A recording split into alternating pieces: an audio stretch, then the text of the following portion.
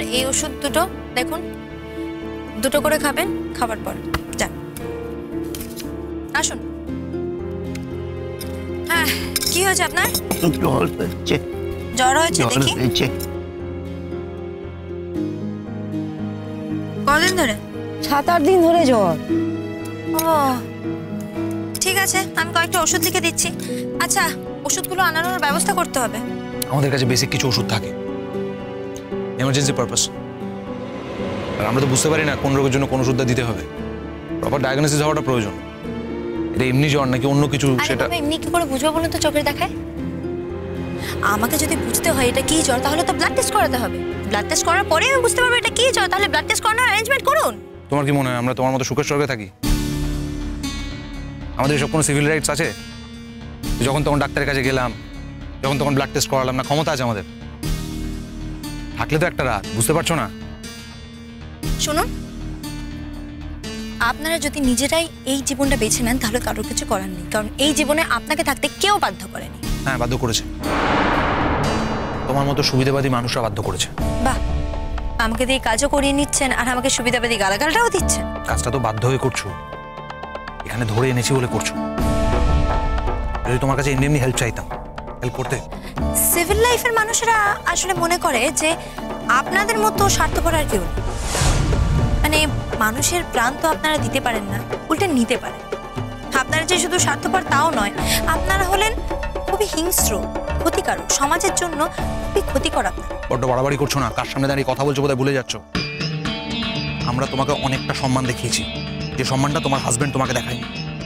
যদিও সম্মানটা তুমি ডিজার্ভ করো। বলে যেও না একজন ডাক্তার বলে তোমাকে বারবার ছাড় দেবো আমি। এবার কিন্তু একটা কঠিন স্টেপ নিতে বাধ্য হবো। ভুলে যাচ্ছেন জানেন তো, ভুল লোককে এইসব ভয় দেখাচ্ছে। আমি এসবে ভয় পেতে অভ্যস্ত নই।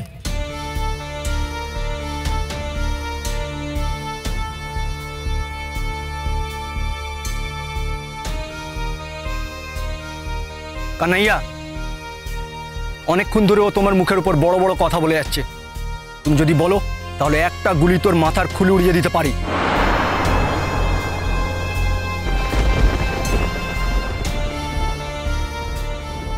চমৎকার, বাহ, কি সুন্দর স্বভাব আপনাদের। হ্যাঁ, আর কি দারুণ ট্রেনিং আপনার।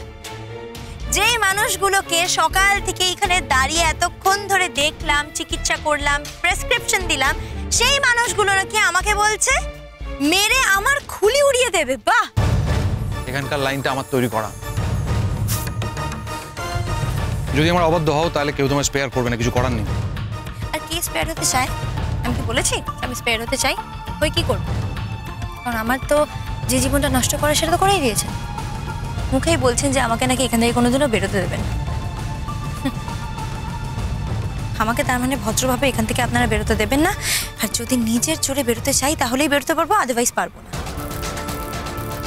শুনুন, আমি যদি বেরোতে কোনোদিনও এখান থেকে না পারি না, তখন আপনাদের কাউকে কিচ্ছু করতে হবে না, আমি নিজেই নিজেকে শেষ করে দেবো।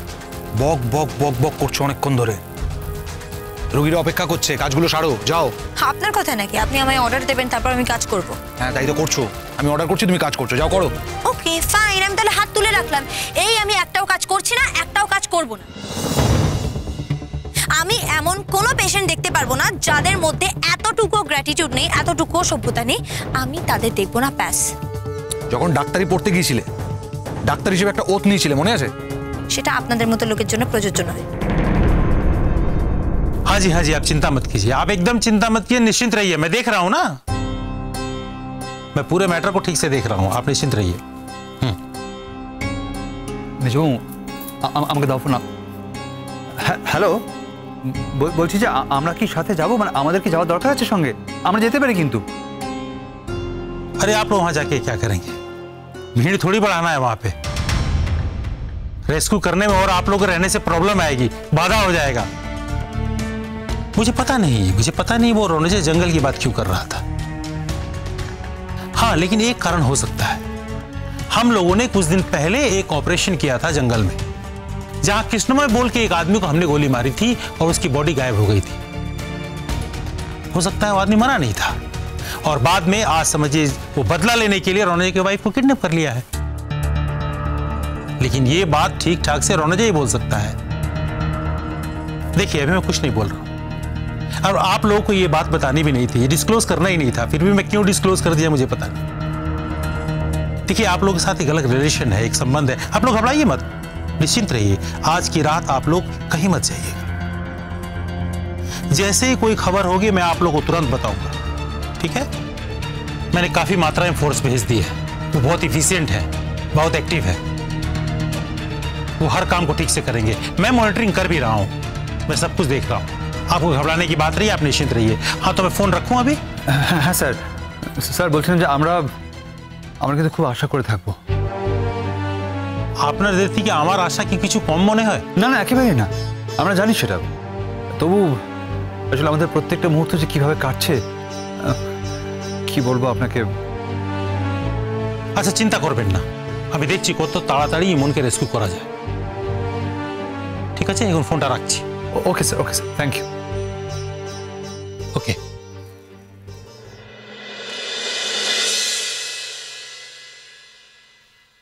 একজন বাইরের লোককে নিজের ছেলে সম্পর্কে এই কথাগুলো না বললেই হচ্ছিল না। তুমি কি করে নিশ্চিন্ত হলে? কি করে এত নিশ্চিতভাবে বললে যে রণ ইমনকে জঙ্গলে পাঠিয়েছে? যদি তাই হতো তাহলে কি রণই আবার ইমনকে বাঁচাতে ছুটতো? ও নিজের জীবনকে উপেক্ষা করে ছুটতো? থামো থামো থামো, অনেক হয়েছে, আর আর কথা কইতে এসো না। এরপর কথা কইলে কিন্তু আমি ছেড়ে কথা কইব না। আমি তো বুঝতে পারছি না গো, যে সে যদি ইচ্ছে করে কাজটা করবে তাহলে নিজে গেল কেন? আইওয়াস আইওয়াস, সব হচ্ছে আইওয়াস। লোককে বোঝাতে হবে না যে ও কত চিন্তা করছে, তা না হলে তো ধরা পড়ে যাবে না। ওর যে অফিসার ওকে তো ছেড়ে কথা বলবে না। হায় রে, আমার ছেলেটা কি এতই খারাপ, এতই খারাপ আমার ছেলেটা যে নিজের বউকে এই পৃথিবী থেকে সরিয়ে দেবার জন্য এমন একটা কাণ্ড করবে। আর মা হয়ে আমাকে দাঁড়িয়ে দাঁড়িয়ে কথাগুলো সব শুনতে হচ্ছে। ঠাকুরের থেকে আমার মরে যাওয়া ভালো ছিল। না না না না মেজেটি, তুমি বুঝতে পারছো না, ওরা তো শুধু ওকে জঙ্গলে পাঠিয়ে দিয়েছে। জঙ্গলে কেন পাঠিয়েছে তুমি জানো? জঙ্গলে এই জন্য পাঠিয়েছে যে জঙ্গলে যদি চলে যায় তাহলে চট করে আর শহরের জীবনে ফিরে আসতে পারবে না, চট করে শহরে চলে আসতে পারবে না, জঙ্গলেই ওকে থাকতে হবে। তুমি ভাবো দেখি, হ্যাঁ গো, জঙ্গলে কত ভয়ঙ্কর ভয়ঙ্কর সব লোকেরা থাকে, আমি তো ভাবতেই পারছি না তাদের সাথে ইমন কি করে থাকবে একা একা। কি করে থাকবে ইমন? ও তো ফিরেও আসতে পারবে না। আমি শুনেছি তারা নাকি ডেঞ্জারাস হয়, আমি শুনেছি। তোমাদের কত স্বপ্ন ছিল বলো দেখি, হ্যাঁ? তোমাদের অনেক স্বপ্ন ছিল না ইমনকে নিয়ে। ইমন ডাক্তারি পড়বে, ইমনে এত এত নম্বর পাবে, ইমন কত বড় ডাক্তার হবে। আহা গো, তোমাদের কারোর স্বপ্নটা পূরণ হলো না বলো দেখি। আর এই যে একবার জঙ্গলে গেছে, জঙ্গল থেকে তো ফিরে আসতে পারবে না, ওরা ওকে ছাড়বেই না, কিছুতেই ছাড়বে না, আমি জানি তো। তারপরে ওই যে গো সেই ছোটবারে একবার কি সব একটা অপারেশন না কি সব করতে গেল না, তার প্রতিশোধ হতে পারে। হ্যাঁ আমি ঠিকই ধরেছি, দুটোই কিন্তু হতে পারে। হ্যাঁ গো, দাদাভাই ইচ্ছা করে করছে এমনটাও হতে পারে, আবার ওরাও প্রতিশোধ নেওয়ার জন্য করছে এমনটাও হতে পারে। যাই বলো তাই বলো বাপু, ছোটবারের কপালটাই খারাপ। নিজের বাবা মা বাড়ির সকলে ছোট ভাইকে ভুল বুঝছে, আবার অফিসের লোকেরাও ছোট ভাইকে ভুল বুঝছে। তা ভুল বুঝবে নাই বা কেন বলো দেখি? হ্যাঁ নতুন দি, ভুল বুঝবে নাই বা কেন? তুমিও তো কাণ্ড কিছু কম করনি। হ্যাঁ তুমি ডুবে ডুবে জল খেয়েছো, এমন ডুবে তুমি জল খেয়েছো যে শিবের বাবার অব্দি জানা সাধ্য রইল না তুমি ডুবে ডুবে কি জলটা খেলে। তুমি তো আর কিছু নাই করো, এইটুকু তো করতে পারতে। তুমি না হয় ইমনকে আলাদা করে ডেকেই বলতে পারতে যে একটা মেয়ের সঙ্গে আমার একটু লটর